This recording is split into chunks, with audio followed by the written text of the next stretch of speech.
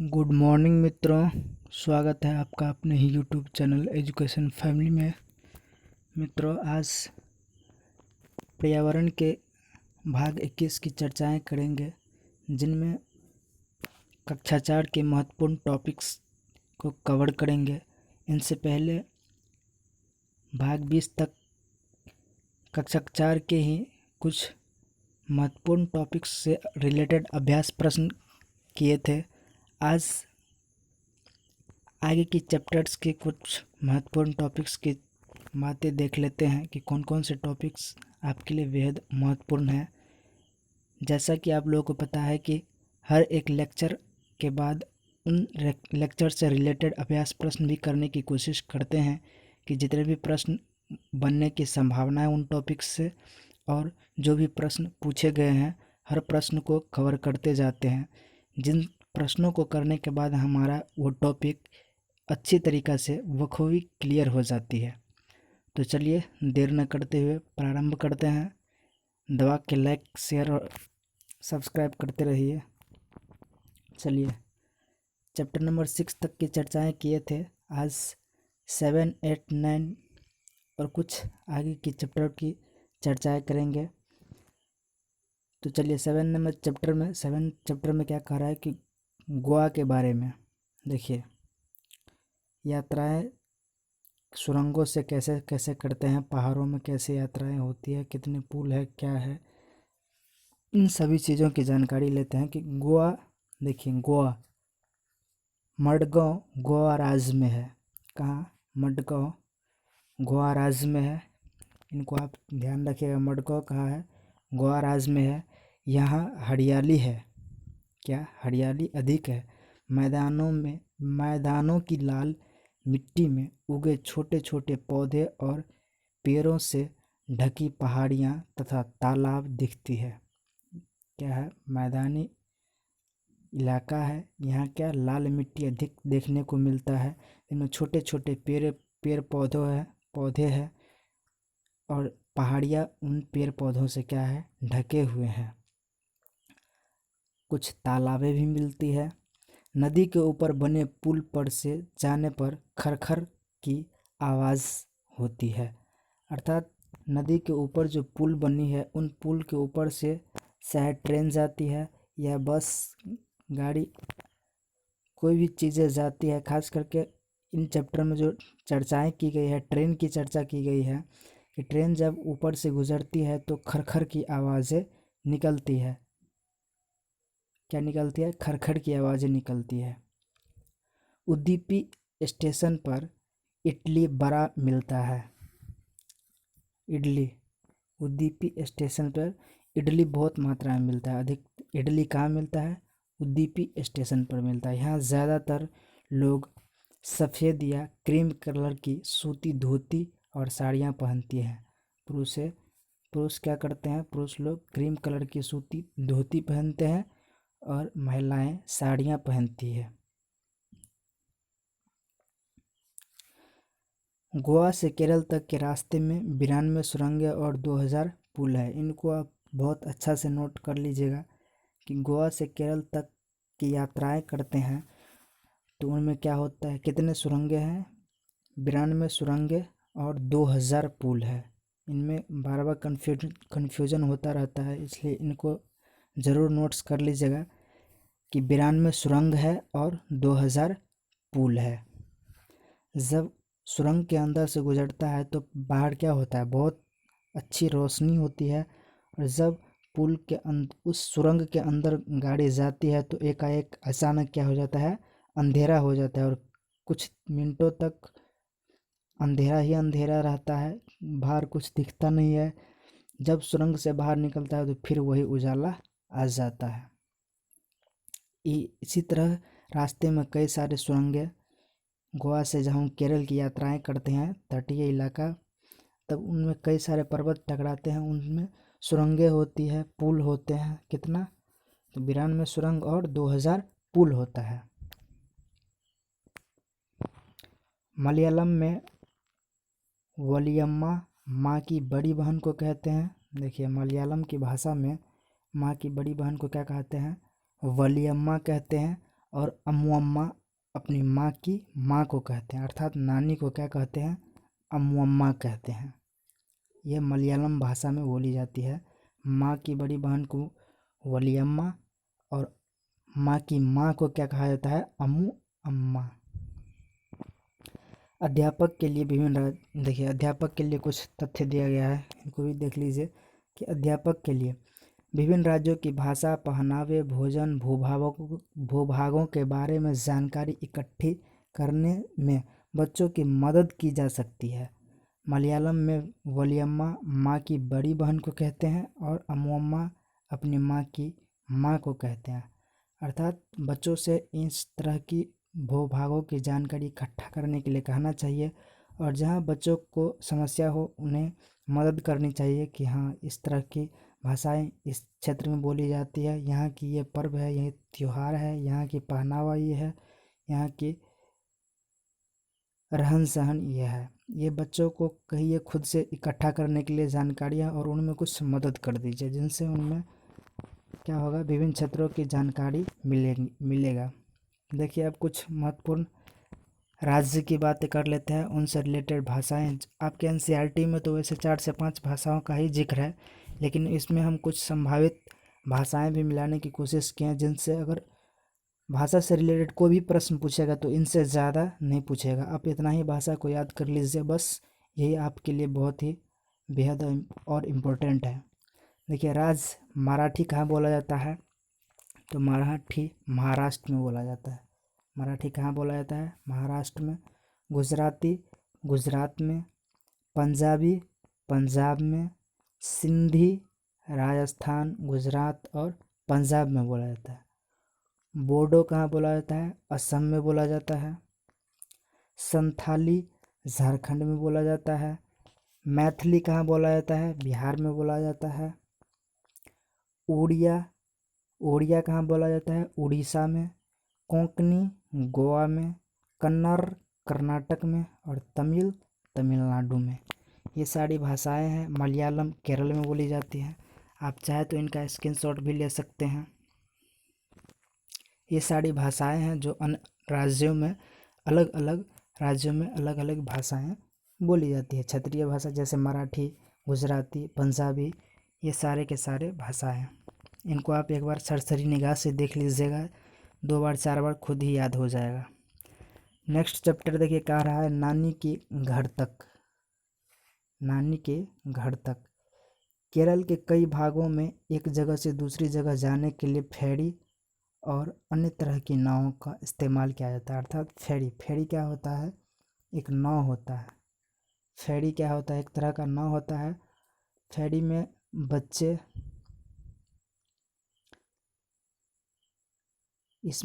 यहाँ पे 2 तरह की नाव होती है, एक फेरी होती है, एक सामान्य नाव होती है। फेरी में क्या होता है कि सामानों को ढोया जाता है और एक और भी अन्य तरह की नाव होती है जिसमें बच्चे क्या करते हैं, स्कूल जाते हैं। तो फेरी का भी इस्तेमाल किया जाता है। क्या, किसका, फेरी का। केरल में नाव को क्या कहा जाता है, फेरी नाम का नाव का भी इस्तेमाल किया जाता है एक जगह से दूसरे जगह जाने के लिए। रेल टिकट पर ट्रेन का नंबर, सफ़र शुरू होने का तारीख। देखिए रेल के टिकट पर क्या क्या लिखा रहता है, रेल के टिकट पर ट्रेन नंबर, सफ़र शुरू होने का तारीख, बर्थ का नंबर तथा किराया, ये सारे चीज़ें रेल के टिकट पर लिखा हुआ रहता है। रेलवे टाइम टेबल से देखिए रेलवे टाइम टेबल से ट्रेन किस स्टेशन पर किस समय पहुंचेगी, किस समय स्टेशन छोड़ेगी, कितनी दूरी तय करेगी आदि जानकारी मिलती है। हम किसी भी रेलवे स्टेशन से रेलवे टाइम टेबल खरीद सकते हैं। रेलवे टाइम टेबल से गणित और भूगोल की बहुत सारी मज़ेदार क्रियाएं की जा सकती है। अर्थात रेलवे टाइम टेबल में अनेक तरह की कुछ ट्रेनों के क्या होता है, समय सारणी दिया रहता है।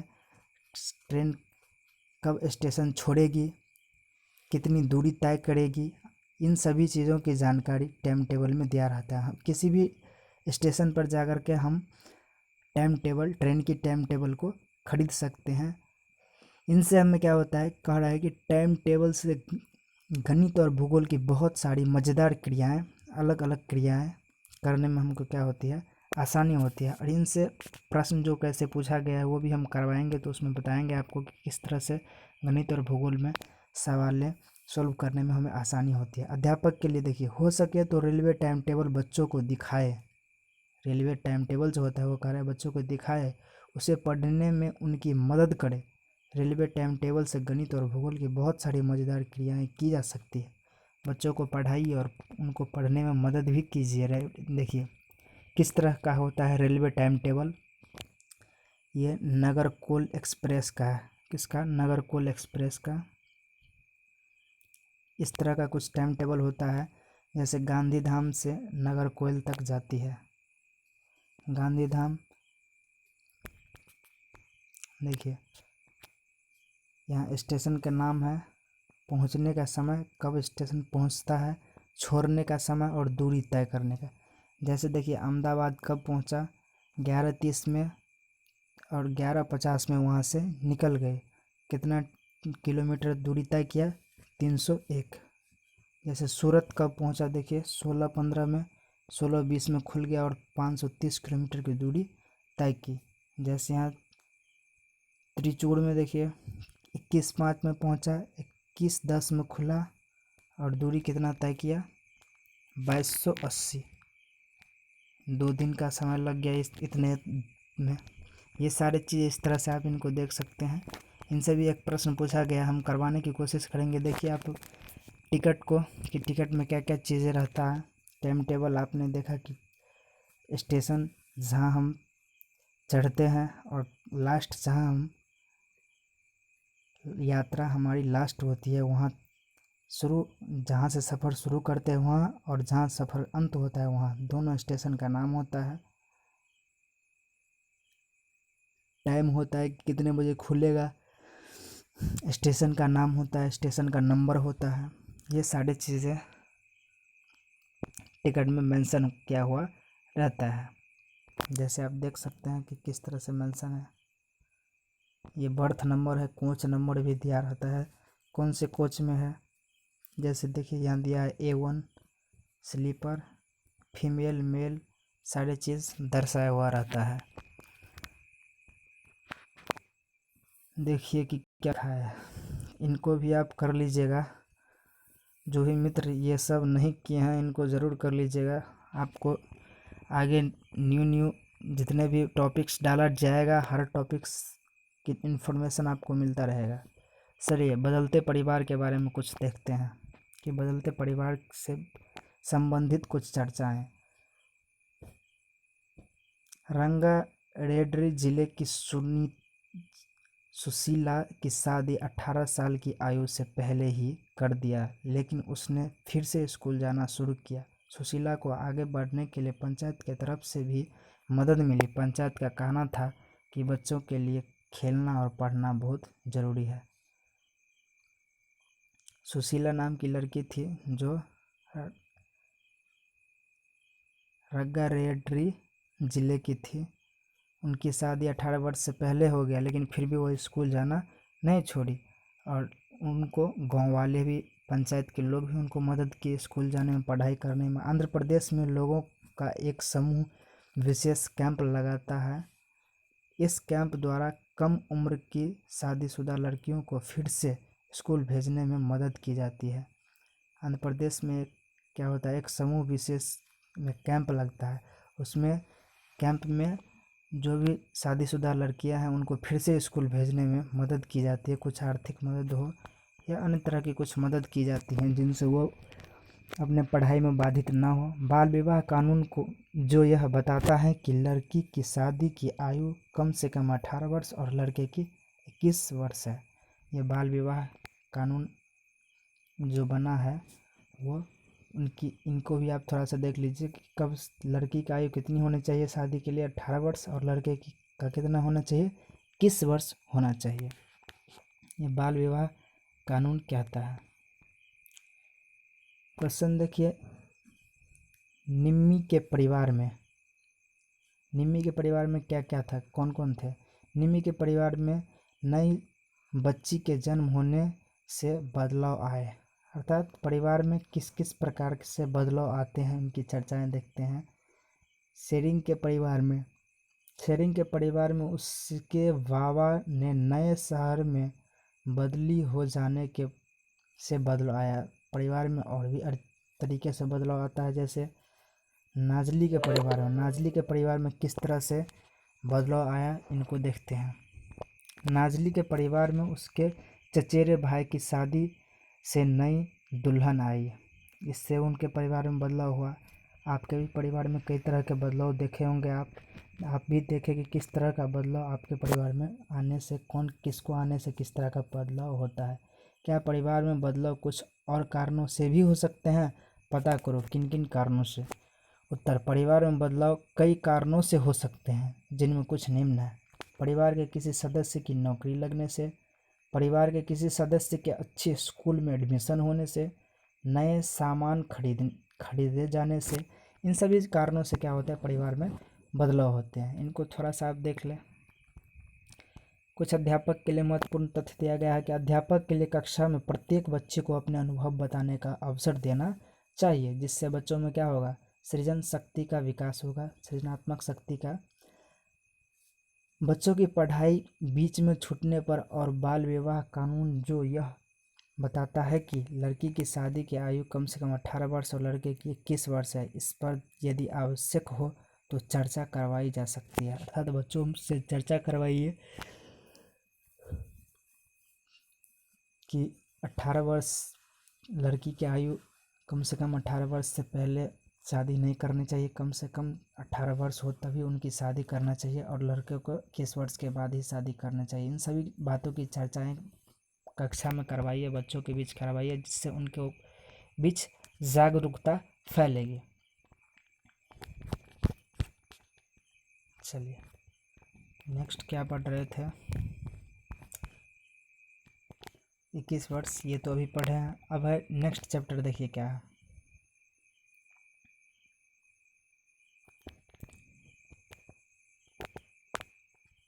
हुतुतु ये चैप्टर के नाम है। 10 नंबर चैप्टर देखिए, हुतुतु। जैसे कबड्डी खेलता है तो उनमें पढ़ रहा है कि हुतुतु।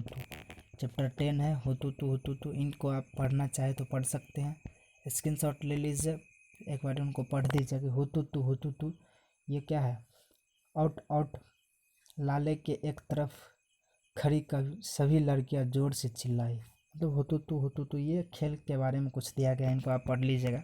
वैसे उतना इम्पोर्टेंट नहीं है, फिर भी हम डाल दिए हैं, जिनसे आपको हम ये चाहते हैं कि एनसीईआरटी की एक एक पॉइंट्स को आप देख ले, आपको ये न लगे कि कोई पॉइंट्स छूट गया। अगर आप इन वीडियोज़ को देख लेते हैं तो शायद कोई भी प्रश्न नहीं छूटेगा।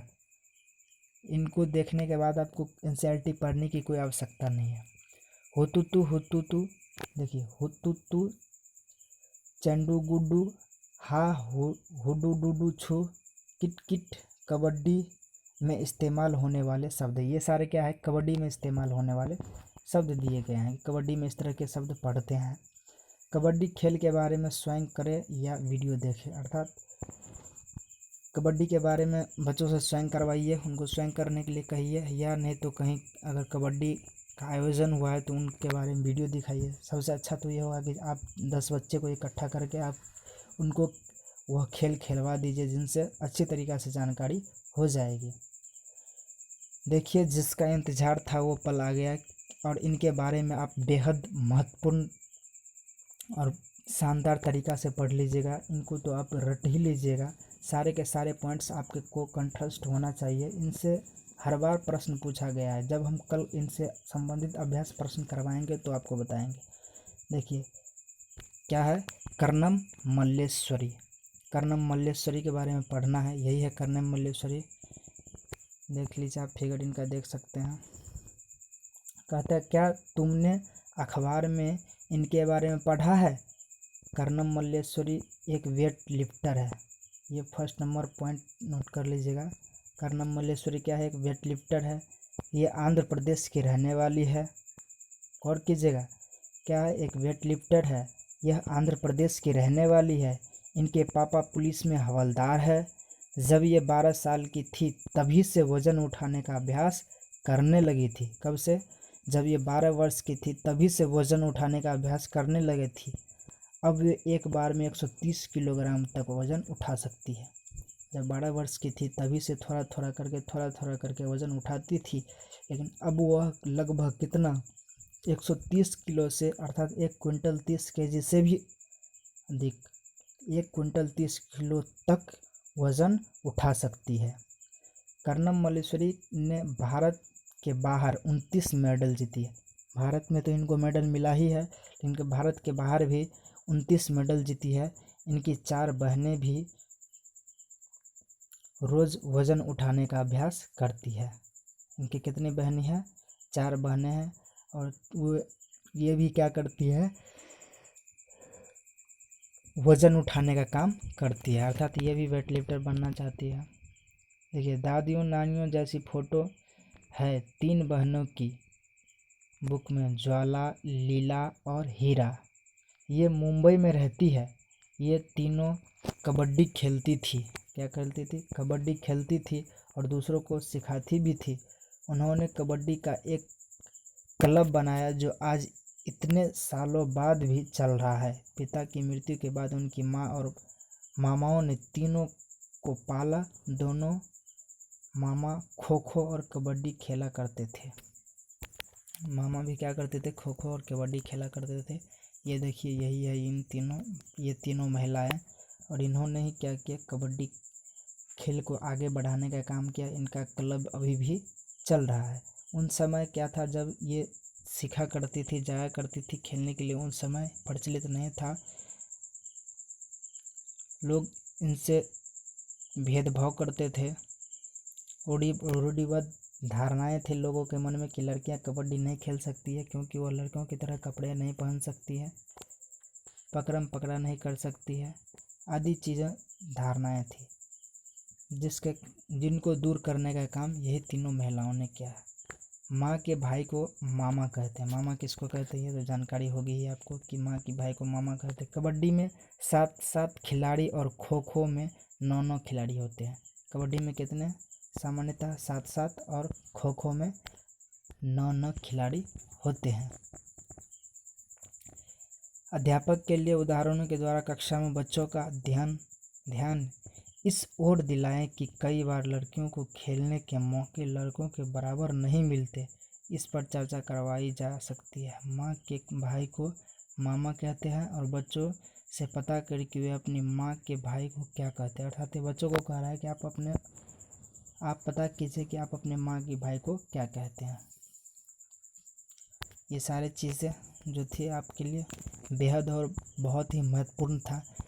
जो आज के सेशन में ये टॉपिक तो आपके लिए मोस्ट इम्पोर्टेंट डाल लीजिए कि बहुत ही मोस्ट इम्पोर्टेंट है आपके लिए, बहुत ही इम्पोर्टेंट है। इनको तो आप ज़रूर नोट्स कर लीजिएगा। तो चलिए, आज की वीडियो में इतना ही। मिलते हैं नेक्स्ट वीडियो में नए कंटेंट के साथ, इन चैप्टर से रिलेटेड अभ्यास प्रश्न के साथ। Thank you.